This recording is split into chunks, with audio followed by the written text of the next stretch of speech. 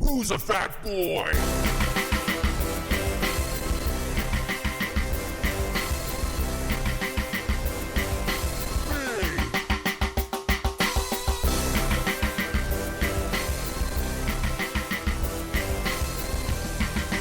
Podcast Fat Boy. Welcome to episode 1 of Podcast Fat Boy. We are finally on the podcast air. I don't know if you can say air for podcast because it's not real air. It's, after air. We're on the after air. I'm on episode 1. This is the beginning of the journey that I am taking, and I am joined here with my fitness trainer / supervisor / advisor, Alex Schwartz.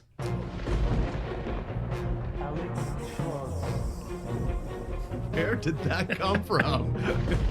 You need to warn me.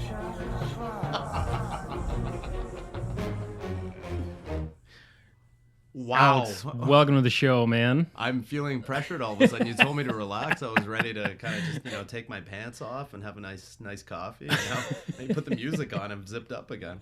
I thought that I would have when I think of you and an intro for you, there's definitely lightning in the background, thunder gods. So, Well, you definitely got the right. That's good. and I wanted to cover both of your names, your English name Alex, as well as your My Russian affectionate name. Russian affectionate name Sasha. Yeah, that's right. So that will be your theme for when you reoccur on the show. Excellent.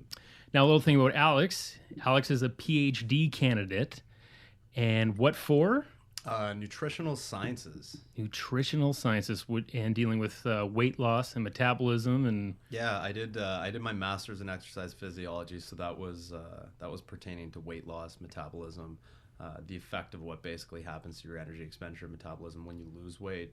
And right now my research is focused, my doctoral research for nutritional science is focused on hormonal regulation of appetite. wow. Okay, so did you find that what brought you into this study? Was it something you went through yourself, or what was your main interest in getting into something as heavy as this? Boredom. Oh, okay. No, I'm not. It's actually kind of interesting. It started, interestingly enough, with phys ed class and me wanting to take an extra credit in high school. And I started gaining a bit of interest in human physiology. So to abbreviate the story so you don't have like a 5-hour podcast, Please. basically, yeah. I got into sort of, with my master's, I ended up touching on a lot of gut hormone regulations and appetite. Mm-hmm. And because I have a background in sport and sport performance, I had a keen interest in performance-enhancing drugs. So I've done a lot of lectures on a lot of different performance-enhancing drugs, particularly anabolic steroids, because that's always the big sexy drug. And with what I'm doing now, a question that hasn't been answered is really the effect of testosterone on food intake and appetite. And the literature is quite scant on it, given that we automatically assume testosterone's implicated in eating more. He's a growing boy, he eats a lot, he's full of testosterone, but that doesn't seem to be the case. We're not sure what's actually happening. So my goal in the next few years is to actually find out. And I'll have some sort of story for you. All right, well, let's talk about what my goal is and what this podcast is about. All right, sorry. Why you're here. No, sorry. We got to bring a little legitimacy to the show. I want to make sure I'm not just talking to some ponce. I'm also a personal trainer. Are you a licensed personal trainer? Yeah, I am. You did the old Can Fit Pro? I'm fully certified. Man, that's what I need. I need so that I make sure that anything I say you can refute and be like, actually, that's not true. Yeah. We'll get to a part of the show later where I'll be interested in your opinion on some certain facts I'll bring up. Do I get sound effects when I do it? So I'd like buttons to like kind of. You want your own panel? Maybe for the next episode I'll get my own panel so I can just throw in some random sound We could effects. probably, I could hook up a computer for you, and I'll just bring in a fart machine. yeah, one or the other. that's easy. If you can just hold it up to the mic, that'd be great. I'm all about the lowest common denominator of humor. That's So Podcast Fat Boy, who am I? I'm Matt Duncan. I'm an actor and a comedian. You'd probably know me best from the commercials, the pictures between pictures, as I say. I'm usually the guy that's a little too excited about fast food. I've done a bunch of fast food commercials. I'm always like way over the top with excitement, which is totally fine if you're like that, because I'm aiming towards you guys. And I'm also showing that, I think by being the clown in those commercials, I think it gets more people in to eat that food, unfortunately. But what this podcast is going to be about is me on my journey to lose a little bit of weight, because I used to myself be a personal trainer. I started in my 20s and I was in peak physical condition. I was about 160 pounds and I was eating better and my metabolism was like a roaring fire. And then the 20s happened and then she slowed right down towards the end. And that's when I started to get more work, actually. And it's not like I'm like morbidly obese or anything. I just started to get a little burly. And that is a type. That's a type in the biz that more now than ever is actually getting more popular. If you look at people like Zach Galifianakis, as well as in the past with like people like John Candy and Chris Farley. Now I'm not there. I'm not that kind of fat comic. I'm somewhere in between, like the average guy, and I think that's why, like, it's like, oh, people can relate to this if he's in a commercial. Like, he doesn't terrify us or make us feel bad about ourselves. I'd give you a Channing Tatum and Zach Galifianakis type thing together. Is that so? Mix those two together. Yeah, maybe throw in a little Danny McBride. Eat a sub, and then that's that's me.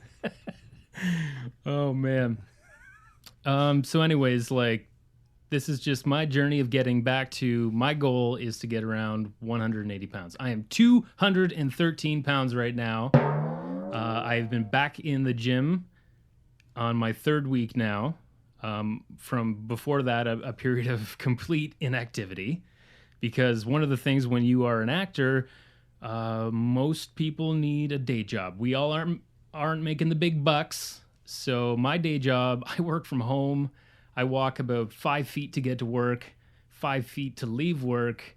That's not a lot of activity in a day if you are just doing that. Is it an aggressive walk? I do try to shake my hips a little bit, like do a speed walk, like I would recommend older ladies do when they're going around the block. I don't even do that. I don't even put any effort in. I practically just crawl or have my girlfriend drag me to the office. Are you 30 yet? No, but thanks. Okay, sorry. Hey, everybody. Guess what? Well, he's born. We went to school together. That's something else we should talk about, just to show our background. Yeah. But we're in the last year of our 20s. And for me, it's like I want to just jump into my 30s and feel a lot better about my health style, lifestyle. Yeah. Will to live. Will to live. You know what I mean? So you don't have a myocardial infarction. Yeah, a myocardial. That's the one. Cardial. Yeah. That's how you'd be pronouncing it. Is that a heart attack? Yes, it is. Oh, just a cute name for it. It's really adorable. Now, that's one of the things that, I'm not trying to say that I'm trying to do this because people that are more fit or leaner or whatever are better than you, because that's not what I'm trying to do. It's just like, this is like a personal journey for me, and if you want to take some stuff that we learn in this show and apply it to your own life, that's awesome.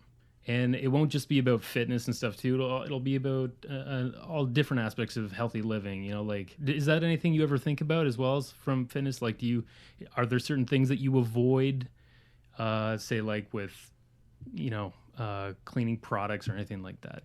Certain things I avoid. I mean, right now I'm still kind of in the post comprehensive exam phase, so I'm trying to avoid just sitting on my butt all the time. Mm-hmm. How much cussing am I allowed, by the way? It's all right. It'll be explicit. So, okay, excellent. Yeah. Okay, so basically I'm just I'm trying to get back in the swing of things myself. But in terms of avoiding anything, it's I really try and avoid just general fast foods. If I'm going to eat out and spend money on food and somebody else preparing it, I'm not going to go somewhere where it's crap. I mean, fundamentally speaking, if I'm going to get a burger, I'm going to get a nice, delicious, big greasy burger. I'm not going to go to McDonald's. Sorry if they're a sponsor, but not really. They're not sponsored, Okay, excellent. but I'm a fan. Are you?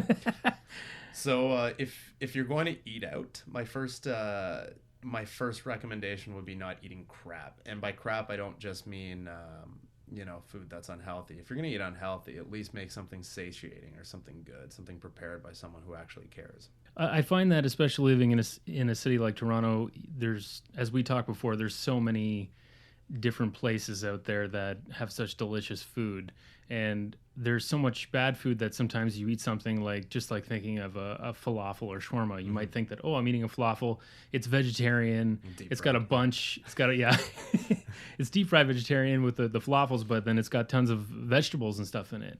Now, can you be eating too many vegetables calorie wise? I guess I don't think in our society right now too many vegetables is a real thing.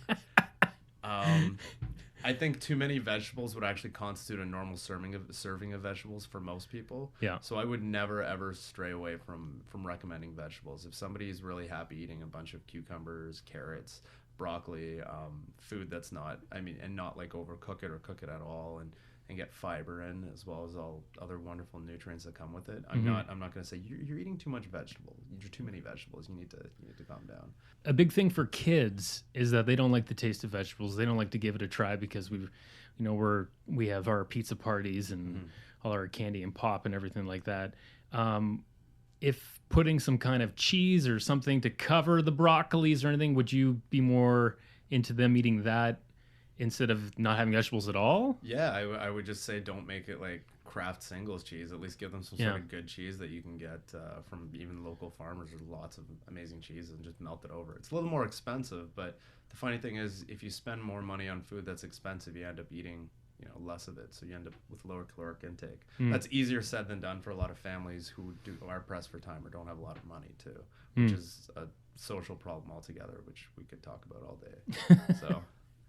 Like, I just find that for me growing up as a kid, I guess like our parents didn't really know how to make vegetables taste good other than like putting it in a roast. But there's like so many things you can do now to make vegetables taste good. And like, I didn't know what kale was. I don't think I knew what kale was until I was in my mid-20s. Yeah. And that's like the big leaf these days. The big leaf, the kale chips and whatnot. Yeah, most of the time kale is usually baked or made in oil, so it's not exactly super healthy. The kale chips, for example. But if you use it as like instead of romaine lettuce in a salad. My big thing that I like doing if I'm recommending something to people is, rather than having lettuce, if you watch me order any type of food or shawarma or whatever, I'll get all the vegetables but lettuce. Lettuce is just such a filler. It's not full of a ton of nutrients. I personally like to replace it with baby spinach, which just has more bang for the amount of what you're getting. You're getting that leafy consistency that you want. Lots of iron and stuff, right? Because usually with just like romaine lettuce, it's practically just water, isn't it? Yeah. Like you're not really getting anything from it. Exactly. Is it the same with like corn too? It's like you only get nutrients from the little. Well, corn's nice because at least it gives you some gut motility, and you can defecate a little more effectively. In layman terms, your shit isn't going to hurt as much. So, if you eat corn. Yeah. Well, corn in itself's not that bad. Yeah. It's just fibrous; it passes right through you. But like corn syrup, not good. Yeah. High fructose corn syrup, you wouldn't recommend? No, I wouldn't. If you're looking at products with ingredients, the more ingredients you have, the more you should probably stray away from it. It's just a general rule I like to stick with, as well as if you can't pronounce the things that are in it, like xanthan gum, which is used as a coagulant amongst other things in foods. Maybe don't purchase things with that in it. Yeah, no. Yeah, stick with whole ingredients and wonderful items like that. So to get onto my workout plan, I know we talked last week about me possibly getting into CrossFit. Now, CrossFit what's the best way to explain what CrossFit is? Basically, you're just doing a whole bunch of random things as hard as you can for a set amount of time for as little rest as you can. Sounds awful. Yeah, and it is. The thing that's at least nice about it is that it started pushing fitness in a direction, in a direction where hard work seems to pay off. So basically, adults are starting to see that if you bust your ass for a long enough period of time, you start seeing results. Whereas before, the big push was if you go on a treadmill for a certain amount of time and just walk on it, you'll burn more fat because there was a study that came out saying that you utilize more fat as fuel rather than carbohydrates at lower intensities of exercise. While that is true, that's on a relative scale. So you burn, let's say, 100 calories and 70% of that is fat.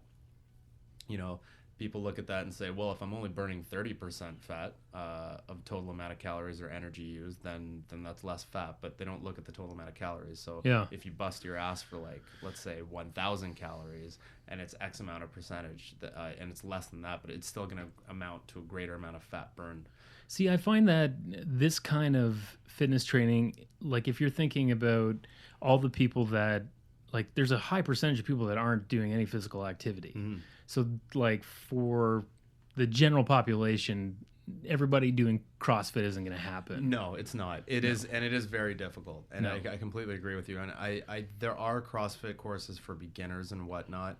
And I know they teach the technique in lifting, but because of the amount of CrossFit gyms that have been opening up, I'm very hesitant to say that they're all technically proficient, because they do teach things like the Olympic lifts for high volumes, which I'm really against, because it doesn't make sense to me why you do Olympic lifts for high volumes.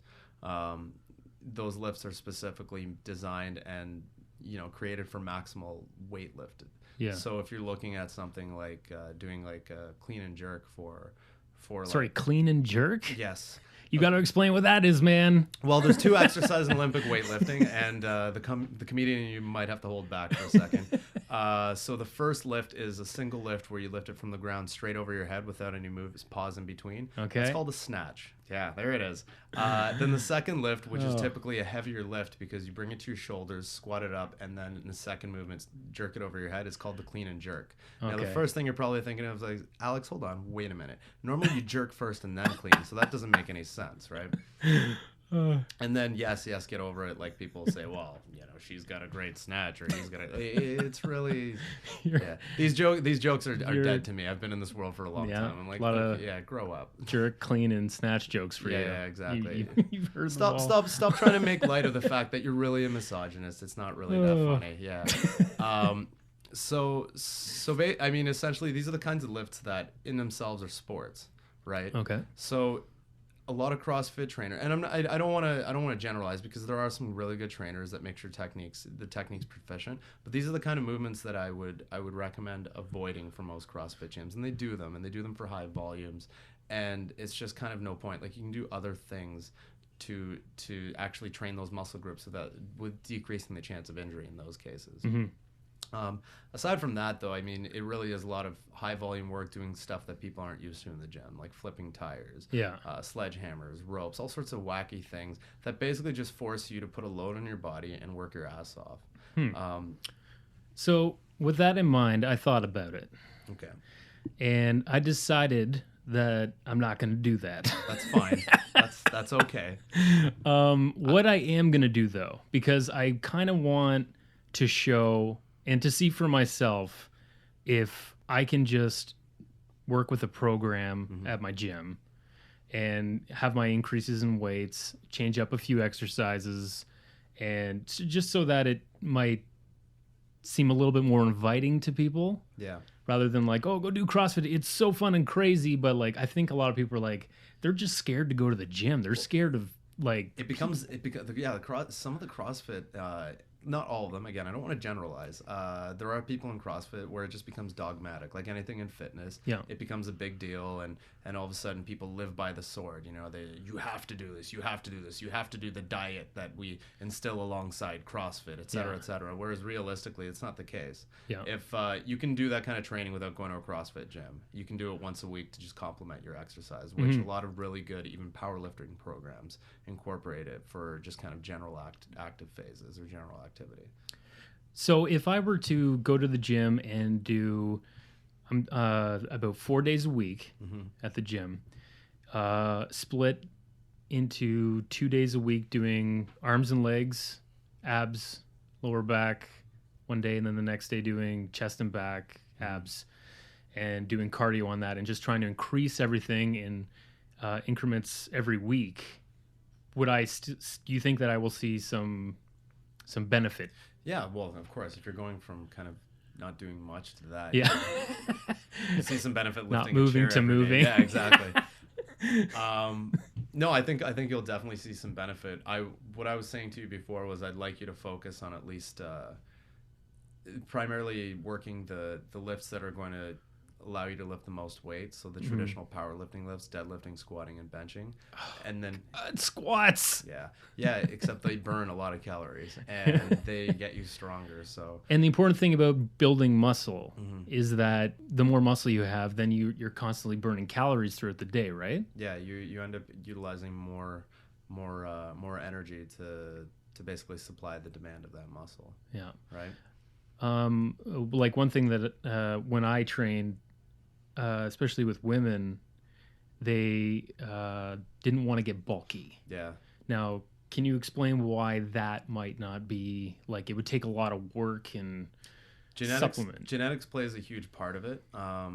Some women are apt to gain a little more muscle than other women, but for the most part, women lack the hormone testosterone, or they lack a substantial amount of it. They do produce it in the adrenal glands, interestingly enough. But basically, they don't have a hormone that allows them to build as much muscle. What I always like to tell my female clients is that I think that's super cool, because what will end up happening is that you can get really strong because they still have adaptations of how their muscles work. So it's sort of neuromuscular control where the muscles and nerves are able to fire together more effectively, and they can lift heavy amounts of weight, but they're not going to get overly muscular because they lack the sort of genetic capability to produce the hormones necessary to stimulate what's called hypertrophy, right? Yeah. So you can get stronger without getting really muscular. Your muscles will work more effectively, and this happens a lot in women. With men, they're more apt to gain more muscle. Some men, they can get a lot stronger without gaining much muscle. Other men can gain a lot of muscle without getting that much stronger. It all depends on your training and genes too. Yeah, that's true. Especially, like, I have a friend that's on the show next week, and he grew up very skinny, very lean. He's been working out like crazy and taking protein powders and everything else, but he just, like, he'll never get huge or anything like that. Like, it would take our friend anabolic probably to Oh, anabolic. I don't think he wants to get huge at all, but I think he just wants to. So he's got the opposite problem. Yeah. I look at an egg and I'll gain like 5 pounds. I'm like, oh god. So yeah, that's what we'll do is the next time you're on the show, we'll check in and see how it's going with me with this regimen. I'm just trying to incorporate some of the things that I learned when I was training and stuff as well. For my ab workout, you're gonna laugh at this, but a friend introduced me to this guy who I think he's part of the P90X family. Like, this is like a video from the early 90s, and it's an 8-minute ab workout. It's not Tony Twist, is it? I don't think it's No. I don't think his name is Tony Twist, but it's like a 90s workout video. It's 8 minutes long, and it's got music that I feel like every time I listen to it, it's like it was scored by the guy who did the music for the game Pilot Wings for okay. Super Nintendo. I was gonna say Beverly Hills Cop, maybe. No, but yeah, okay. it's just like really weird. Yeah. But it, like, he does a lot of different movements. He attacks your obliques. He does your rectus abdominis, which everybody loves to get at. Yeah. Doesn't do a lot of static. So after that, I do 3 sets of, like, I started at 35 seconds of planks. Can you describe why planks are so important to a certain muscle in the abdominal region, the transverse? Well, the planks essentially just help you keep, like, it's forcing your spinal column to stay in one position. Yeah. And that's important with the muscles surrounding your spinal column, like all the stomach muscles you're mentioning. Yeah. Funny enough, again, you're gonna hate me for this, but Fine. one of the best exercises for your core, as I call it, is squats and deadlifts. Yeah. Sorry. Squats and what? Deadlift. Oh, deadlifts. Yeah, sorry, man. So that's like I take like a huge pile of weight and I lift my shoulders up? Yeah, well, what you want to pick it up off the ground using your legs as well, as your legs, your ass. But that's the deadlift, right? Yeah, like off the you're ground. just picking heavy weight up off And the ground. doing this? You don't need to shrug it. Oh, Yeah, that's just for the old traps. that's the old traps. This will work your traps because All I do is pick up weight. yeah, the function of your traps is to basically make sure your shoulders don't come out of your sockets. Ooh, Yeah. I don't want that. No, you won't. I'll need a rest day after that. No. A couple maybe. I mean, one to find your arm, and then two to reattach it. So, no, they'll work it more effectively just because rather than just loading your own body weight, you got to think about it. You're loading a heavy weight onto your body and making sure that your spinal column stays erect. So it really is working those muscles. So you tighten that core, and make sure you're not Keep like your leaning back over. tight. Keep That's your back right. tight and Yeah. just pick them up. Wow. So that and squats. Squats. I'm gonna get there with squats, but like Just try front squats too. They're really. that's challenging on actually the the core. other video that I'm watching. He does 8-minute abs. There's another great one called 8-minute buns. And let me tell you something. If you do this, if you're someone who is not active and you do this 8-minute buns, and I'm going to post both these videos on my Twitter account, you won't be able to walk the next day. Mm-hmm. It hurts that much. And Assuming really, you all don't he's do doing is anything, yeah. squats. He's doing squats and lunges is Yeah. mainly everything. Yeah, it's you know. I want to challenge you to do these videos for the next time, at least once or twice. I did 100 kettlebell swings yesterday in my Okay, apartment I with won't. push-ups. So I'm okay with So the this is volume gonna- thing, and I flipped trees. So I mean, you know, Would you be up for that challenge though? Could I get you to do these? I'll give you these videos and you'll do them. no. You could do it when you're like eating breakfast. The time in my day is finite, and I mean, as much as I love vomiting You my have- breakfast and enjoying my meal twice, once down, once up, it's not really. I don't think it's in the cards for me. All right, fine. Why do you have these videos? A friend gave them to me years ago, Have and you I ever, was like, have you ever "Hey, seen the these are-" Marky Mark workout video? No. It's borderline sexual harassment. It's really creepy, but kind of funny Oh. because it's Marky Mark, so you can't be mad at Mark Wahlberg. But it's like a young, greased up, shirtless Mark Wahlberg, not like depotted. When Mark he was in Wahlberg. Fear, Yeah, no, before that. Before Fear. This was like Feel the Vibration. because he was stuff, creep. Mark That Wahlberg. was like the creepiest role he's done to date. Yeah, maybe. I would say the other guys is also kind of creepy. No, I'm kidding. But he actually did this workout video, and it's on YouTube. They actually have clips of it. A lot of the time, he'll like scream at it, he'll go pow out of nowhere. Just this quick clip of him doing that, and that's it. And then he's doing one where he's doing dips with a female who's also greased up and like barely wearing anything, but like 90s nothing. You gotta find this; it's brilliant. Okay. And then he's like, "Oh yeah, you feel that? Yeah, that's right, baby. 2 more." She's like, "Oh yeah, baby, I feel that." And I'm feeling really dirty. I don't want to work. I'm getting sweaty just from like the tension. Yeah. There's so much sexual tension in it. So I feel like I'm getting a workout just watching it, and then I have to jerk and clean. Oh God. You see how I brought that around? Yeah. I like it. Yeah. No, sorry. Working out is such a dirty thing, Yeah. which will always wipe down your machines, everybody. Reminds me of the germs. Or Adam Sandler's is this a workout or people having sex? Oh, yeah. Again. Great album. Yeah. That's your all. My gym your own- uses Lysol with water as their sanitizer. Is that healthy? Whatever. Just kill it? Yeah, sure. We actually use a solvent that we have to barely put in and dilute it with water, and they want us to use our bare hands with it. Aye. So I'd say Lysol is probably Oh, nowhere near as yeah, bad. that Yeah. So with your research and stuff for your PhD, is there anything that you've come across in the last 3 years where it's been like kind of jaw dropping, beside the fact that we know that how bad obesity is and whatnot? Something that's jaw dropping. Yeah. Not really. I mean, there's nothing that should shock the hell out of you. If something really shocks you in nutritional research or seems totally just out there, it's probably because it might be. It's not. You need to think critically, and there are a lot of things in nutrition. Nothing in nutrition, I'd say, is so substantial or so like game changing over the past how many years that it should be shocking. I mean, the advice is still the same, but I think the biggest problem is that people don't get the message, or they don't understand what's good and what's not. It's the little things. Well, this brings us to the next segment of the show called Quick Facts. No. Oh, that's nice.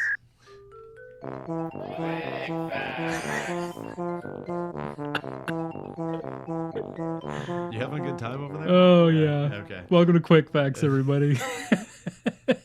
That's FAXCTS. If you're translating this, know how to spell it right. This is the part of the show where I'm just going to lay some facts on you.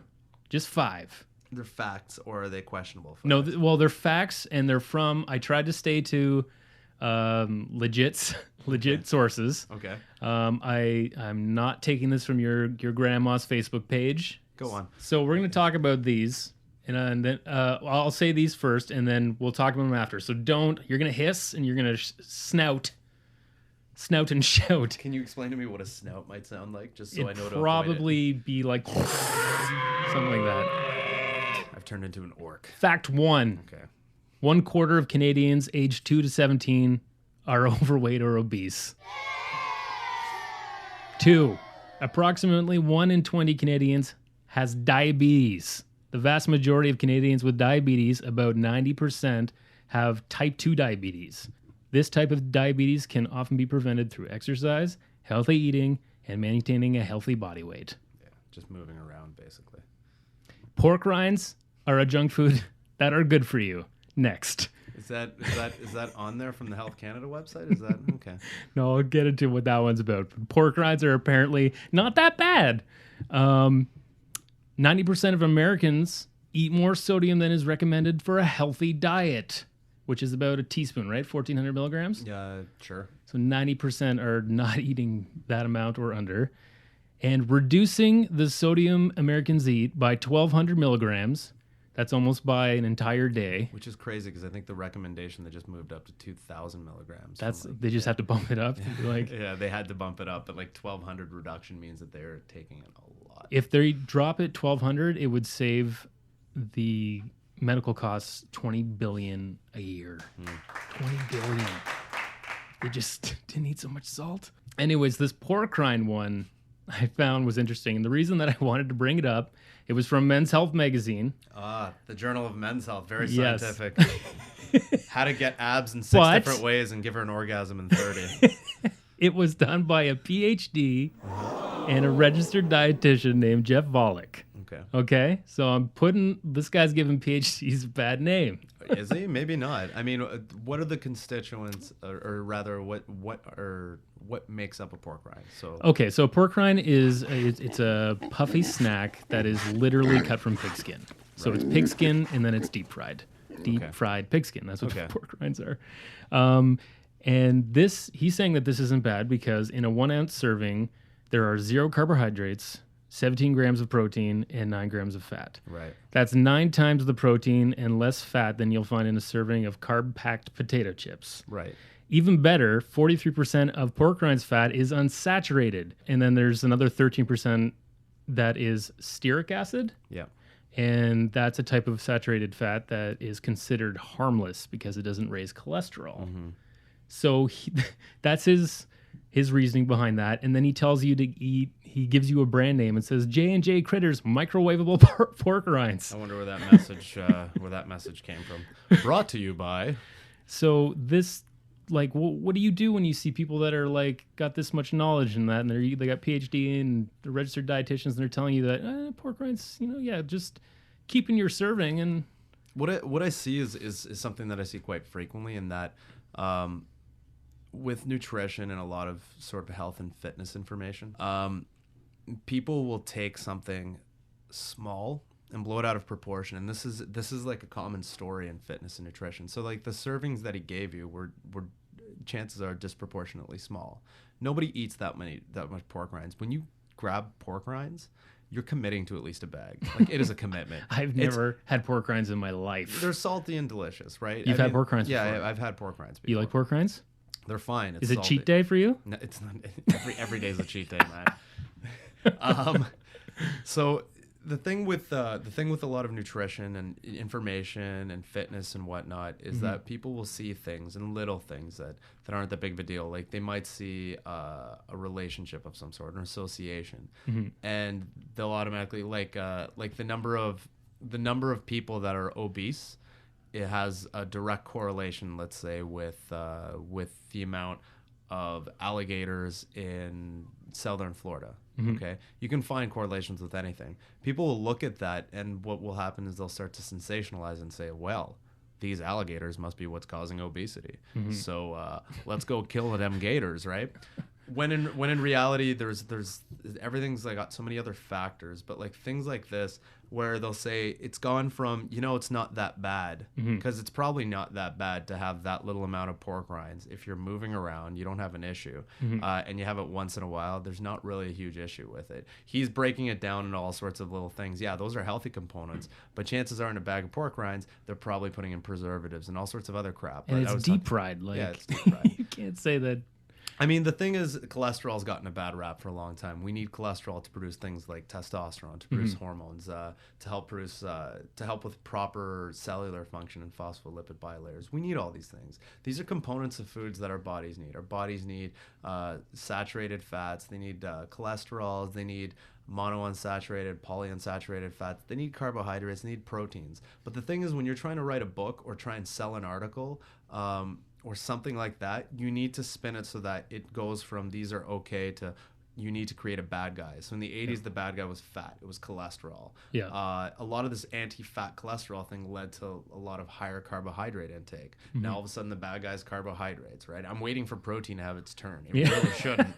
But I'm waiting for protein to have its turn. And it's true. A lot of the carbohydrates that people ingest here are shit, basically. Yeah. But realistically, carbs aren't bad. You need carbohydrates to function. One last fact that I forgot to end off this segment of quick facts.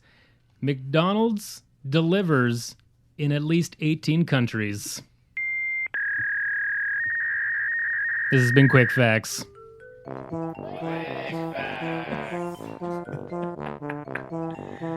18 countries. That's pretty good. Can you imagine if they delivered here? McDonald's? Yeah. I suspect it wouldn't be that successful in Toronto core, but like in the suburban population, I think it'd be pretty big. In the suburban population, people would be we'd have to have shit buckets next to the bed.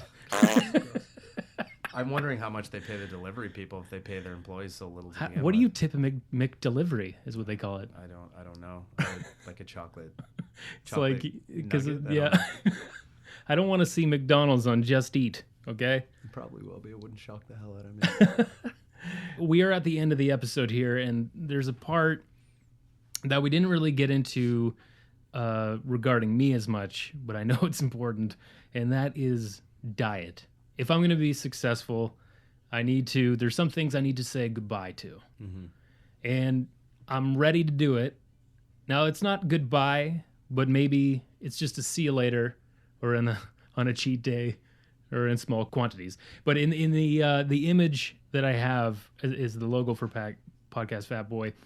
The foods that are all up there are foods that I love. I think that all of us love, but will hinder my progress.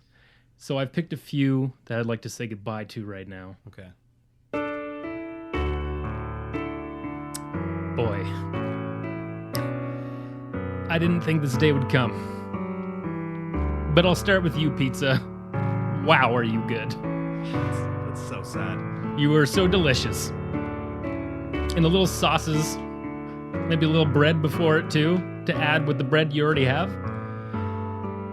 You're just too much cheese. You're too much cholesterol. Way too many calories. And I'm not going to eat a serving of you, Dr. Edgar. Chips. So many flavors. God, I'm going to miss you. Especially ones that I can dip with hummus. Donuts. God, when I'm hungover, I'll eat a dozen Timbos. No problem. Jesus, this is so heart-wrenching.